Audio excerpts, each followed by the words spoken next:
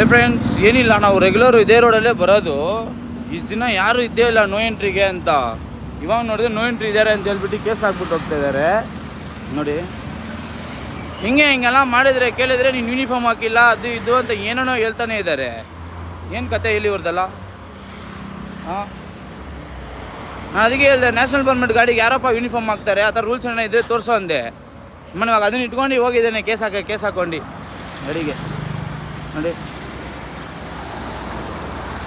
ಕೇಳಿದ್ರೆ ಏನಂತವ್ರೆ, ಕೇಳಿದರೆ ಹೋಗಿ ಕಂಪ್ಲೇಂಟ್ ಮಾಡ್ಕೋ, ಕೋರ್ಟಲ್ಲಿ ಹೋಗಿ ಕಂಪ್ಲೇಂಟ್ ಮಾಡು, ಹಂಗೆ ಮಾಡು ಹಿಂಗೆ ಮಾಡು ಅಂತ ಧೈರ್ಯ ನೋಡಿದ್ರೆ ಹಿಂಗೈತಿ ಇವ್ರಿಗೆ.